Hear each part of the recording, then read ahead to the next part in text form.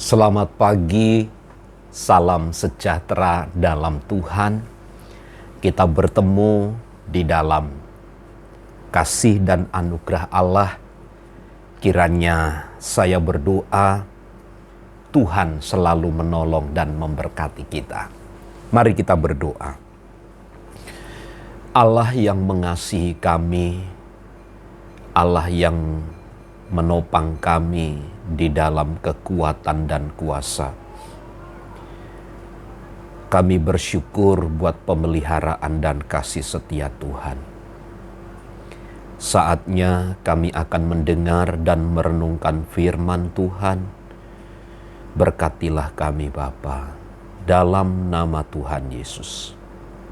Amin.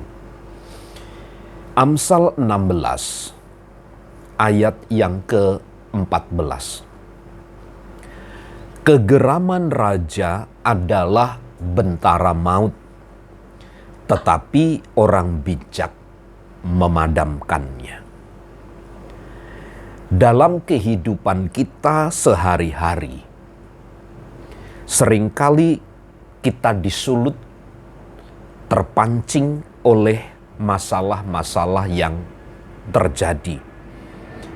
Entah itu masalah datang dari pihak-pihak lain, entah itu masalah datang dari diri sendiri, entah itu masalah datang dari keluarga dekat kita atau dari orang lain, atau dari sisi-sisi yang lain yang membentuk hidup kita. Acap kali ketika kita berhadapan dengan kesulitan, kita begitu geram, kita begitu tidak terkendali amarah kita. Kita tidak bisa berkompromi dengan apa yang sedang terjadi. Dan kita tidak dapat melakukan sesuatu yang dapat mengembangkan hidup ini secara baik. Seperti apa yang dikatakan oleh Salomo, kegeraman raja adalah bentara maut. Ketika seorang raja, seorang pemimpin, seorang penguasa geram, marah oleh karena sesuatu, maka geramnya itu adalah disebut sebagai mengakibatkan maut. Dengan kata lain, kemarahan seorang raja yang tidak terkendali atau kegeraman raja adalah bentara maut. Seorang pemimpin ketika dia marah, ketika tidak terkendali, maka akibatnya adalah maut. Akan berakibat fatal bagi orang-orang yang dipimpinnya atau orang-orang yang melanggar ketetapan-ketetapan itu sendiri. Inilah satu jebakan bagi seorang pemimpin, bagi seorang penguasa, bagi seorang yang dipercaya tanggung jawab untuk mengatur. Seringkali akan terjebak oleh kegeraman, oleh amarah, yang kemudian tanpa kita bisa mengendalikan diri dan menghancurkan semua apa yang ada di sekitar kita yang telah kita bangun dengan baik.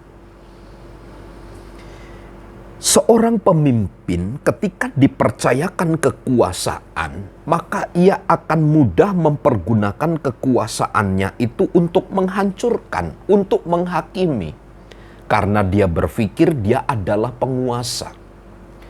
Tapi lihat, orang bijak memadamkannya.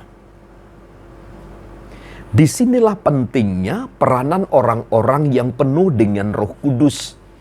Orang-orang yang penuh dengan firman. Orang-orang yang hidupnya dikuasai dan dikendalikan oleh firman Allah.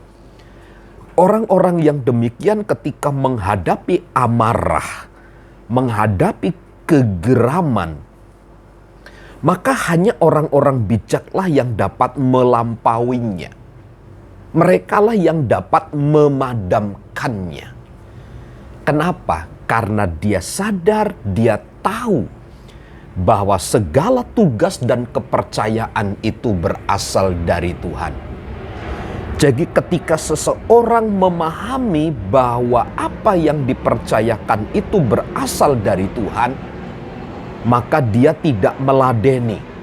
Dia tidak sedang membiarkan ambisinya, amarahnya menguasai. Tapi seorang yang menyadari betul bahwa kepercayaan tanggung jawab berasal dari Tuhan dan dikendalikan oleh hikmat Allah, maka orang-orang yang demikianlah yang dapat memadamkan kegeraman. Orang yang bijak nilainya lebih tinggi daripada seorang pemimpin atau seorang penguasa, seorang raja sekalipun, ketika dia dapat mengendalikan diri. Di sini pentingnya pengendalian diri. Itulah sebabnya sebagai orang percaya, mari kita hidup mawas diri, berjaga, rendah hati, dan terus berkaca kepada firman Allah. Karena hanya orang-orang bijaklah yang dapat memadamkan kegeraman. Mari kita bangun hidup kita di atas dasar firman Allah dan bertumbuh di dalam pengenalan akan Tuhan. Karenanya itulah yang akan menjadi penuntun dalam hidup kita dalam menghadapi segala sesuatu. Tuhan menolong dan memampukan kita sekalian. Amin.